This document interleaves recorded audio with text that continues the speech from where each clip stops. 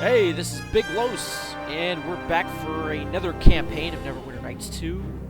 I'm going to replay the original campaign because I got a request from somebody who likes watching my videos but is unable to play the game himself anymore because of a certain disability. So, of course, I am going to play it for him with one of the characters that he wanted to play. So, let's get started. Also, he really can't read too well anymore due to his disability, so I am going to read all the text, which I didn't do the last time I did the original campaign when I did it with Captain Savajo. Alright, let's go here, start the campaign. Now, I'm going to do the campaign differently than I did it the original time. Remember last time I did it with chaotic good choices? Well, I'm going to do the exact opposite. And I'm going to play a mainly spellcaster role, which is something I haven't done before. So it's going to be a little bit of a challenge, but I'm up to it. So we're going to do a human, of course. Always do humans. Except when I don't. Make him a little short, a little thin. And the build that I'm going to do is called a Necromancer, because it has a bunch of Red Wizard of Thay levels and Arcane Scholar of Candlekeep levels, and 1 Pale Master level. So we're going to be taking 5 initial levels of Wizard. And since we are going to be taking Red Wizard levels, we're going to leave our character bald.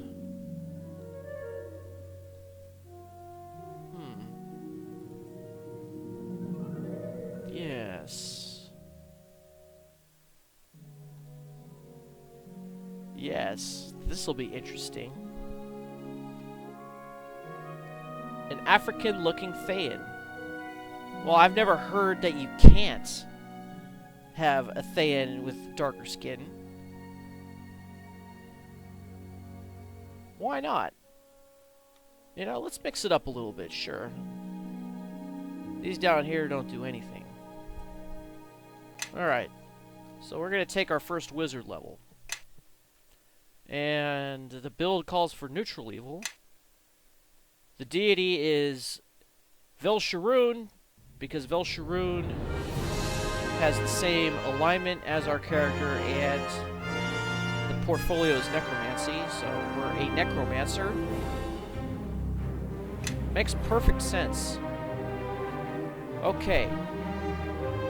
Now, for wizards, you need a minimum intelligence of 11. However, ours is going to be 18. Now, if this is the first time that you've seen an LP of this game, and you're wondering what these numbers are, these are attributes that are used throughout the game. And these numbers over here are the modifiers based on this number here. You normally get these numbers by rolling 3d6, but for this game you could just select it from a pool of points that you get, and the higher that you go, the more points it uses. So for strength, we're actually going to do it at 10, but dexterity, we're going to do 14. And as you notice, for every 2 points that you advance in one of these skills, your modifier goes up by 1 point. So the average is 10 and 11, which gives you +0. Anything below 10 gives you a penalty. As you can see, the 8 gives you -1. So 8 and 9 gives you -1. 12 and 13 will give you +1 modifier. And these are the actual numbers that you use when you make rolls. So we're going to do 14 dex, 14 for constitution. Constitution, the modifier determines how many hit points you have extra on top of what you get for character classes. Now, wizard is the lowest hit die that you can get. Magic users, like sorcerers and wizards, they use a die 4, so you get 4 points initially, and in this game it's actually, it maxes out your hit points, so 4 points for each wizard level or sorcerer level. And there is actually quite a big difference between wizards and sorcerers. They go off different attributes. So wizards go off intelligence, sorcerers go off charisma. This is for people who've never played this game before. Okay, so our background is going to be devout, which gives us an extra point to will and to concentration, but gives us a penalty to diplomacy and bluff.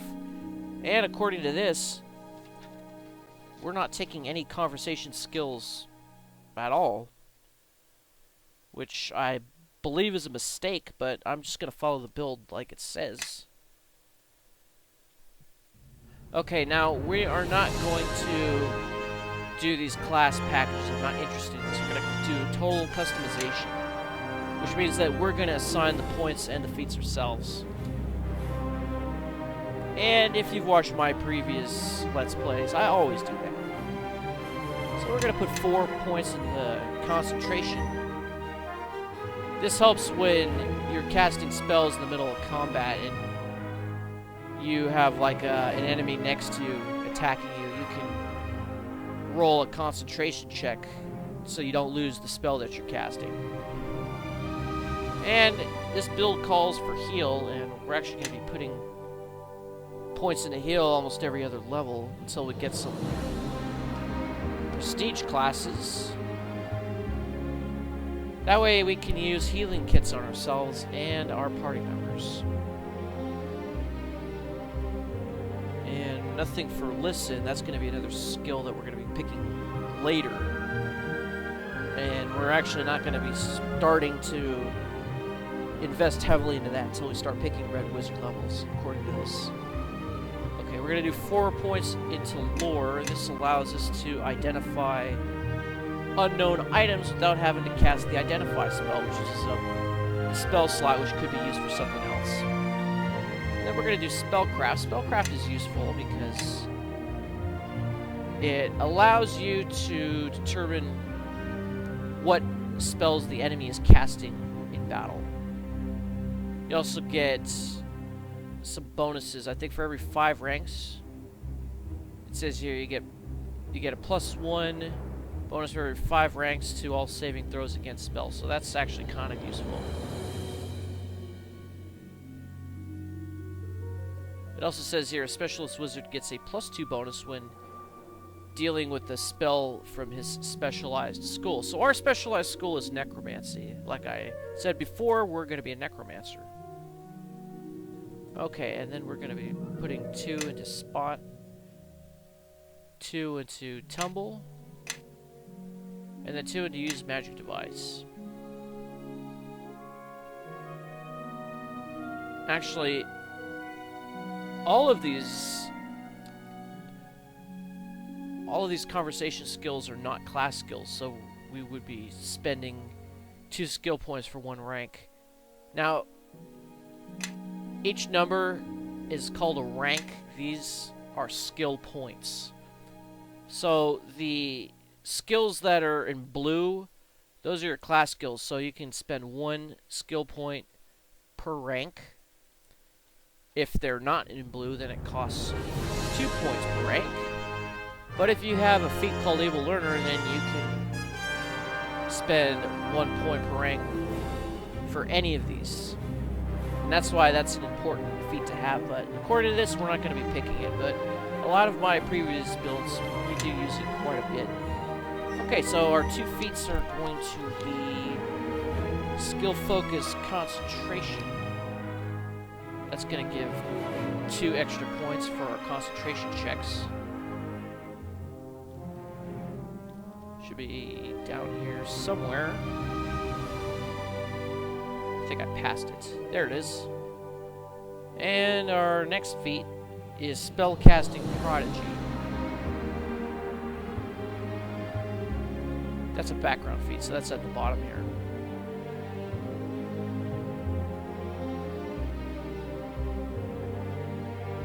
So this feat, for the purpose of determining spells and saving throw DCs of spells you cast, treat your primary spellcasting ability score which is charisma for bards and sorcerers, wisdom for divine spellcasters, intelligence for wizards, has 2 points higher than its actual value.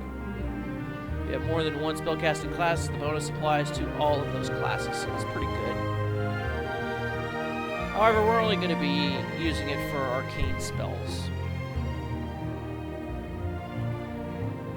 That means for our difficulty classes that enemies will have to save against, will be treated as having an intelligence of 20 instead of 18, which means our modifier will be +5. So your difficulty class is determined by the level of spell. So that's like 0 through 9. And when we're starting out, we have 0 and 1. Plus your intelligence bonus. In this case, it's going to be 5, like I said. So let's say we cast a level 1 spell. So it's 10, which is the base. It's 10, plus the level spell, which is 1 plus 5. So that'd be 16. So they would have to beat a 16 in order to save. So at low levels, it might be kind of difficult for those monsters to save, but it is possible, especially if they roll high, like 20. Okay, and now we have to pick a specialty school.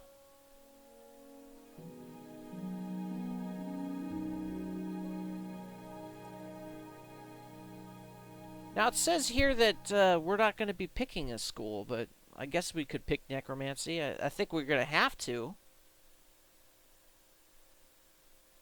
in order to get access to the Red Wizard levels, right?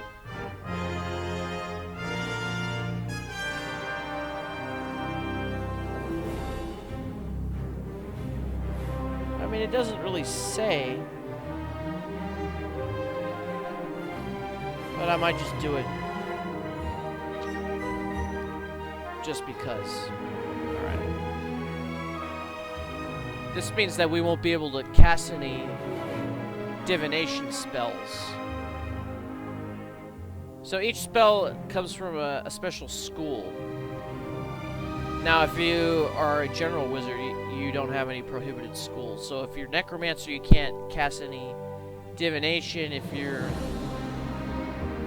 into evocation, you can't cast any conjuration spells, etc., etc. Each school has a prohibited corresponding school.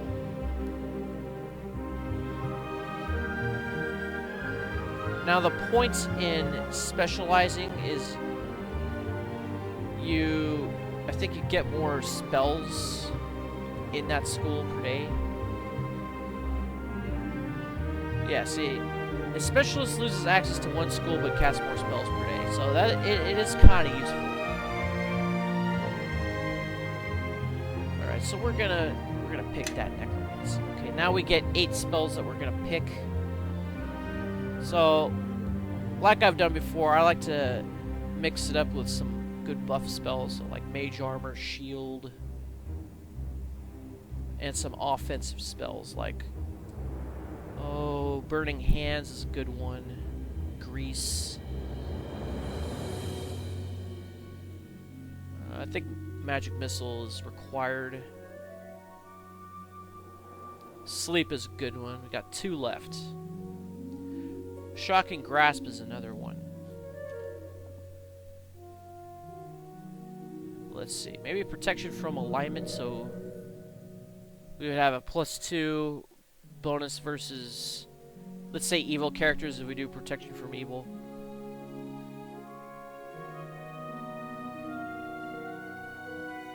We could do Blades of Fire. That's a pretty good one.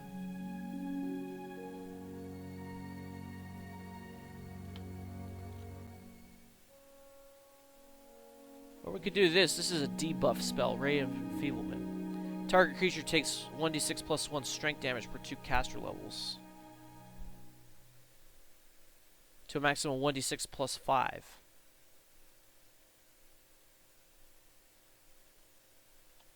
That's really not that useful. Plus it only lasts for 6 seconds per level, so they'd be debuffed for 1 round. Not that useful. This one is 1 hour per level, so that's actually better.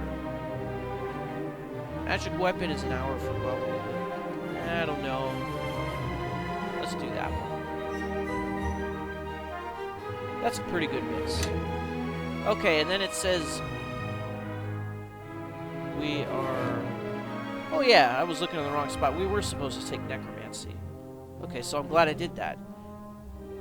And we're actually supposed to take the bat as our familiar. This will give us +3 bonus on listen checks. Okay. Okay, we gotta pick a name.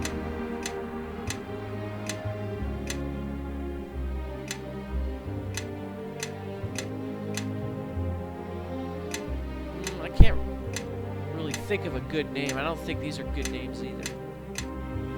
Minnie. I saw Minnie. That was a good name. How about Minimus? There we go. Alright, I did some research on some good Thayan names. Janak Tam. That's a good last name for a Necromancer from Thay. He probably doesn't even know that he is from Thay until, I guess, later in the game. That's when he'll start taking his red wizard levels. Alright, so Janak Tam is a Necromancer. It's capitalized a Necromancer because that is the name of the build. He is a Necromancer. And then I will put the link to the build right here. Let's see, NWN2, db.com, /build, !9274. That's it. And I'll put this in the description as well. And then we gotta pick our voice, so let's go down here. We're gonna pick, I guess, this one. Let's play it. Press the attack, quickly! This one stands no chance. It was a mistake to challenge me. I am your death. For some reason, the voices here are sped up in pitch, so in the game, they actually sound deeper. I don't know why that is, but whatever. Alright, let's start the game. So many years ago today. Ah, my foster son is up and dressed, I see. Today is the High Harvest Fair, and the West Harbor Village Council requires me to man the archery competition. The human need to celebrate Remembrance Days baffles me, but at least something productive may come of it. The merchant Galen is here. He'll want my furs, as he usually does. Coins can be useful in getting by. This past season has been a hard one, for both tilled fields and wildlands. While I attend to the archery contest, I will need you to deal with the merchant. Fetch my furs from the chest. Over by the painting. Okay, let's go into exploration mode. Let's summon our familiar. Eleme Vokraini. Okay. Now these pop-ups are gonna keep popping up during the tutorial, and we can actually skip the tutorial, but we're gonna get more XP if we go through it. So we're just gonna go through it, and I know everything to do. So if you are just wondering, just watch. Okay, so it's telling us to open up this chest here and take the furs.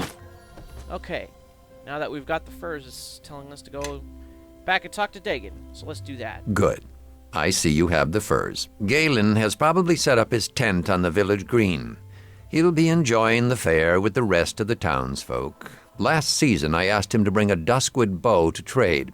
Sell him the furs and use the coins it gives you to purchase the bow. Your friends await you at the bridge. I suppose you're anxious to see the fair. But don't forget to trade with Galen. We got it. Alright, so he's given us our first quest. So let's exit out the front door. And we'll be in the village proper, where we'll meet our friends. Now, this is an important pop-up here. It tells you all of the keyboard shortcut commands So, this is one that I actually wasn't aware of earlier. This tab and shift tab, which targets between enemies. So, I guess that's important to remember. See if it works. Oh yeah, there's no enemies here, so it's not gonna work. Okay. Alright. Done and done. So these are our friends over here. So let's go have a word with them. I'm also going to roleplay this as if I were an evil character. Because I already did the good campaign. So my responses are going to tend towards evil. There you are. Come on, the fair's already started. It's the biggest fair in years. There's folk in from all the outlying farms, and even a few from outside the mare. That means a big audience. A big audience, all cheering for us. This year's our last chance to compete for the Harvest Cup. Our last chance to win. I'd have won the cup last year if I hadn't been saddled with you two. Don't say that. You two are the only family I've got. Apart from Tarmus, anyway, and he hardly counts. Besides, we're a team. I know this town hasn't seen anybody as talented as you since Cormac left, but you can't do everything yourself. I suppose I have no choice. I'll let you tag along. Again. Look, just forget it. Let's go sign up with Georg. He's waiting in the village square. Okay, so now we have our two companions. Yes, That's indeed. Bevel. We open up the character sheet. He's a fighter. And Amy is a wizard, so we have some redundant classes here, and we don't have any rogue characters. But that's okay, we'll be able to get one later, just for this section. Now we can actually talk to Amy and Bevel and get some more background information, and I'm going to do just that because I did not read it the first time I did this campaign, so let's talk. You have need of me? Something up? Do you think the fair is better than last year? It's bigger, I think. I don't remember much about last year.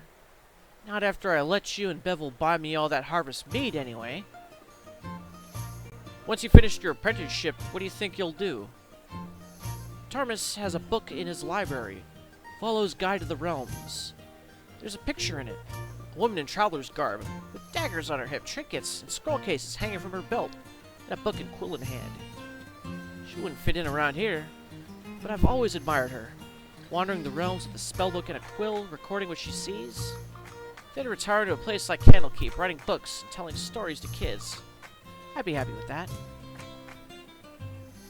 What do you think of Tarmus? He'd be a little depressing. But when I was sick with that fever a few years ago, he stayed at my bedside for a week, telling me stories, running back and forth with potions from Brother Merring. He lets me use magic for my chores. I've got the plates cleaning themselves now, but the broom keeps giving me trouble. Haha, kinda like Fantasia, huh? What kind of stories did Tarmus tell you? They always involved wizards in dark places under the ground, surrounded by wights and spirits, and worse, and always searching for something. But they had a realism about them. Like he'd been there, experienced them for himself. Do you think he was one of the wizards mentioned in those stories? It's hard to imagine Tarmus in a dungeon, but at least some of those stories had to have been about him. Why do you think Tarmus came to West Harbor? It's something to do with the war. When I killed my parents and yours. I think that's why he took me in at first. As if I'd give him some connection to whatever happened that night. What do you know about your parents? Well, nothing really. I know they were stubborn because they stayed to protect their home when the demons attacked. I don't know, they weren't from West Harbor. Tarmus thought they might have been Luskins. Once I caught him giving me a strange look, like he was seeing me for the first time. He told me there was magic in my blood. Ever wonder what you'd be like if they'd lived? Ugh. Bevel thinks I'd be more like the other girls, whispering about boys and giggling. Not that there's anything wrong with men. They're just not as interesting as magic. Not usually, anyway. Alright, so I think that's all that we can ask you about, Amy. Alright, Bevel. Let's talk to you. I can't believe it's our last year to compete for the cup. When did we get so old? What do you think of the fair this year? Sure are a lot of people.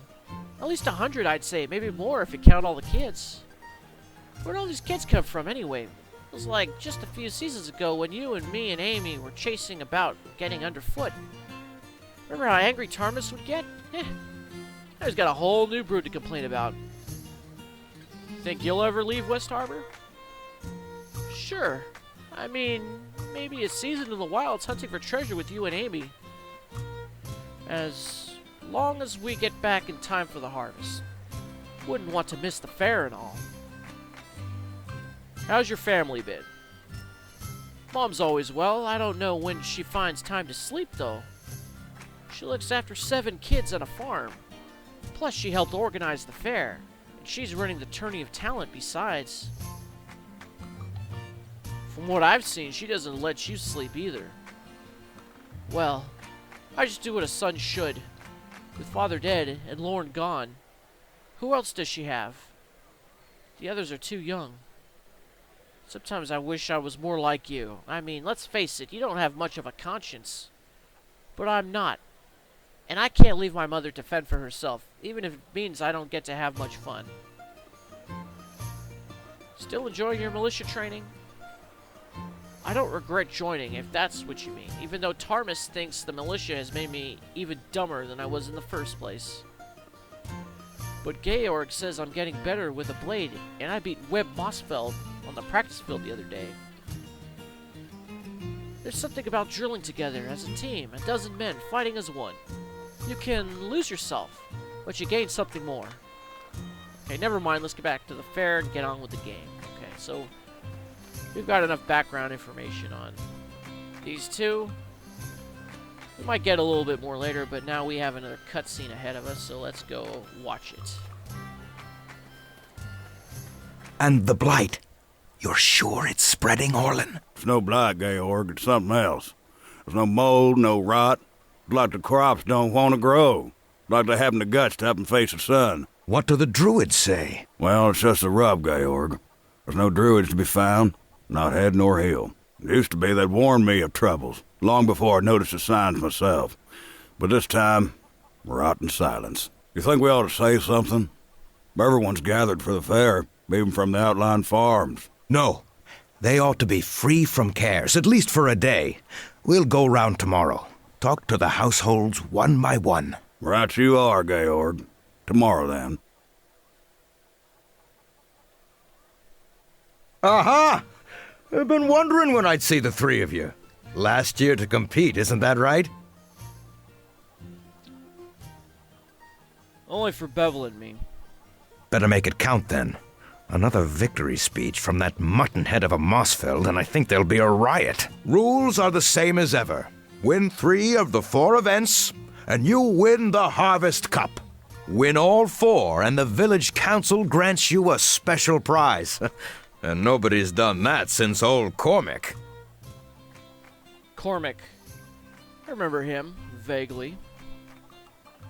Oh, that boy was a legend. Oh, I'm sure there's 100 Cormacs in a city like Neverwinter. But for this town, he was as big as folks get. Old Cormac fought Lon Starling in the Brawl, and some story that was. But I don't suppose you have time for stories just now. What are this year's events? Well, there's the Harvest Brawl. Old favorite, that one. And the Tourney of Talent. But you've got Amy on your team, so you're certain to win. Thanks, Georg. Just the truth, young lady. Your foster father's running the archery competition, as always, and I managed to convince Tarmus to supervise the Knaves Challenge. I guess the Knaves Challenge will be your toughest event, though the Mossfeld boys might say otherwise. Why should they say that? Oh, let's do this one. As if I care what the Mossfelds say. Will and his brothers have won the Harvest Brawl 3 years running. It'll be tough to dislodge them, but remember, you only have to win 3 events to claim the cup. I'll win 4. Will Mossfeld is in for a serious disappointment. Keep an eye on Bevel, and don't let the Mossfelds get him riled. That's how they always beat him on the practice field. Yeesh, Georg, I'm right here, you know. If you have any troubles, you know where to find me. Oh, and good luck in the brawl! Yes, good luck indeed. We're gonna need it, considering we have 2 wizards. Alright, so that's the man in green. We're not gonna talk to him. Let's go over here, and I guess we will talk to Laszlo Buckman. And that's Pitney Landon. Let's talk to Pitney first. Hick! Sounds drunk to me. Alright, Laszlo. Get your harvest mead here. Cold harvest mead. A mug of mead, and be quick about it. What? Oh, no, not you lot. Got that fern girl with you, too. I haven't forgotten what happened last year, young lady, even if you have. Maybe we'd better go. Alright, the business on the roof with the swinging hips and that vulgar song. Not this year, young lady. On your way now, all of you. Swinging hips. Aha, she's blushing. Look at her cheeks go red. You two told me you made that up. Give us a song then. No thanks, not without a whole lot of mead. I didn't even think I knew any bawdy songs. Okay, and these are the Mossfelds. These are the guys who have won the competition, at least the Harvest Brawl, 3 years in a row. I really don't have much to say.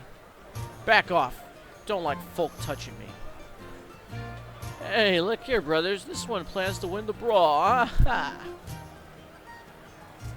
People don't like us talking to the other teams. No harm meant.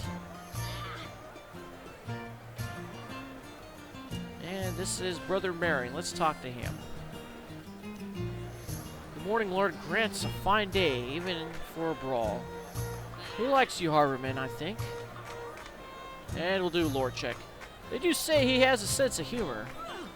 And a good one, too. Lathander delights in contests of physical skill. People forget that. Though I didn't remind you of such things. You've always been my most attentive pupil in matters of faith.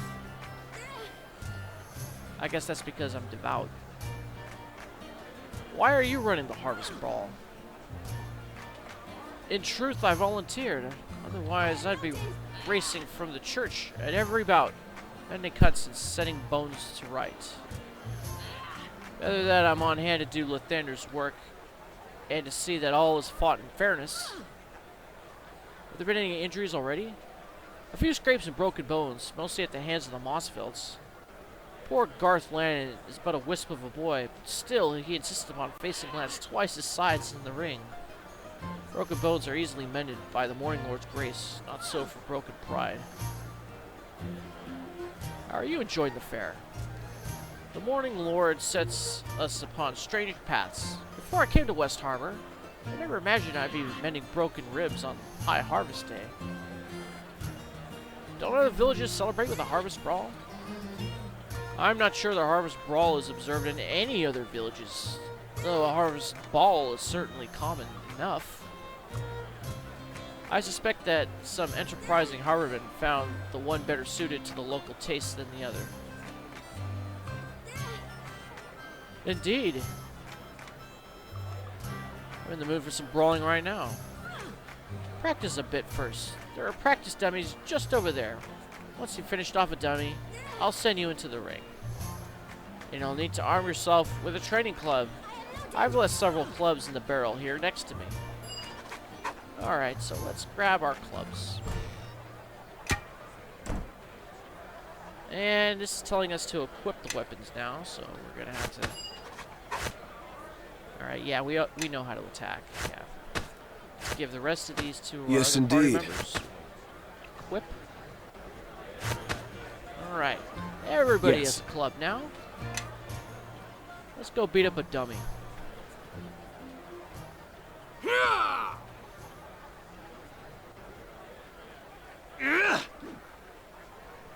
You have need of me? I am your. Why don't you go attack that one?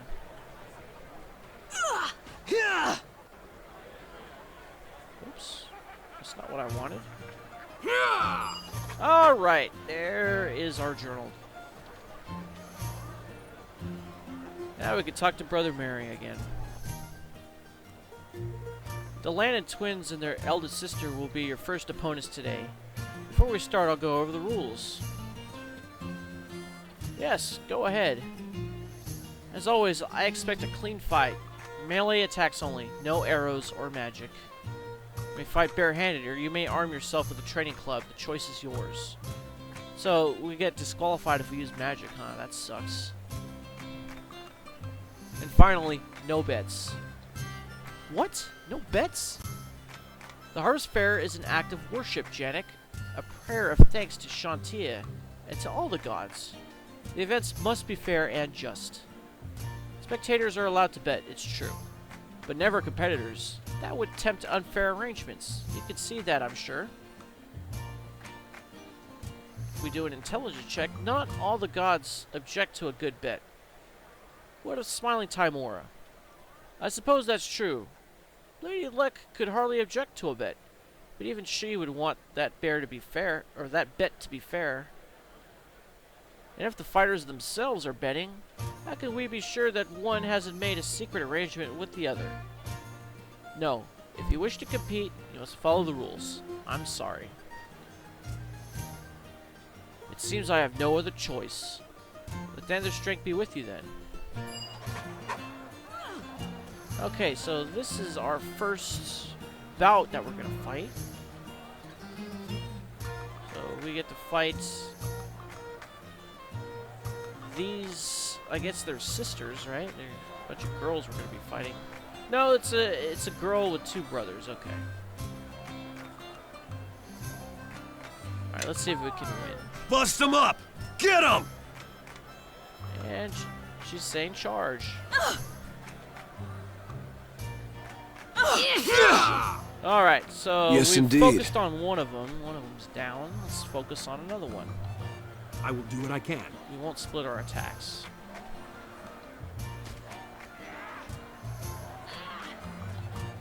Attack! Uh-oh. No, attack. To the abyss with you.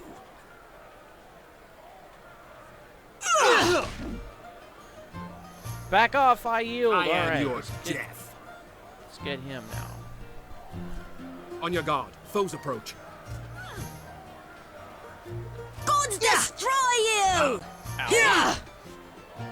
Alright, we win. That was well fought, all three of you, but I fear the gods have granted you a few competitors this year. The Mossfeld brothers are the only team still in contention. Well, we need a healing first. Sanctus. Hey, that wasn't enough.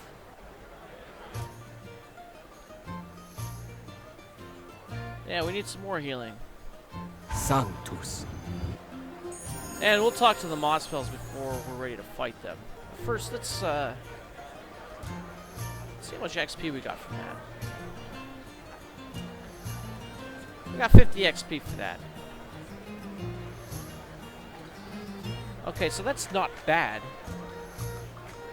Alright, so this is Louis Johns, and this is his hog over here. Some pig, eh? The big one there. He's mine, raised him myself on my own special feed.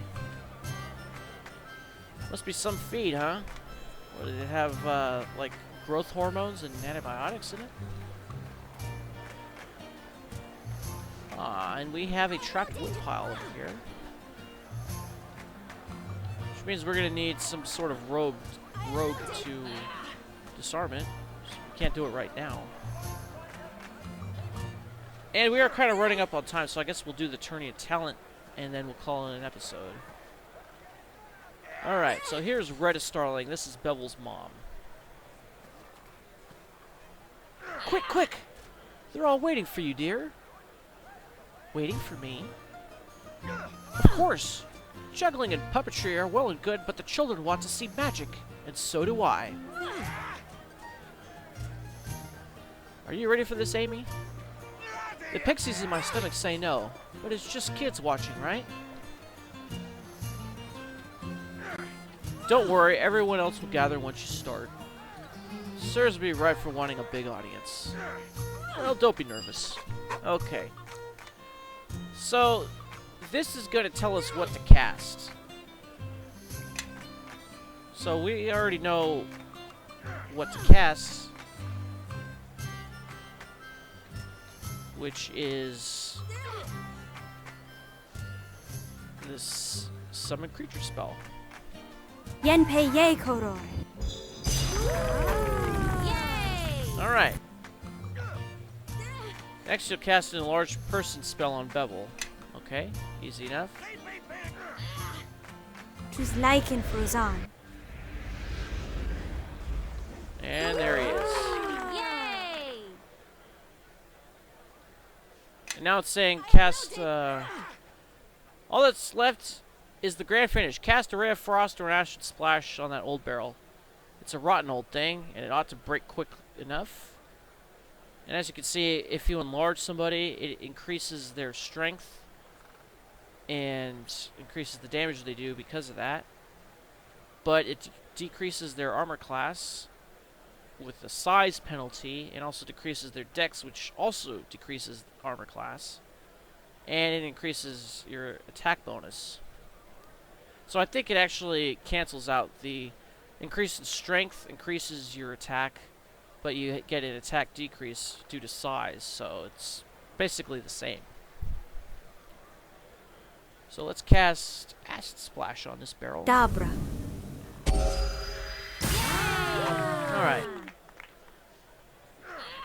Done and done. That was brilliant, young lady. Absolutely brilliant. I've not seen such a display of magic since, well... Mother, are you alright? It's been a long time. Never mind all that. You three are most certainly the winners of the contest. That was quite a thrill for all of us. Oh, and I nearly forgot. Tarmus gave me these scrolls. Said I should give them to his apprentice and her friends if they won the talent show. Alright, now Orland's talking to us. Say, that was quite a show. You're good with that magic, young Amy. More than passing skillful, if you ask me, though I know you didn't. I wonder if you might have a look at a pig. A pig?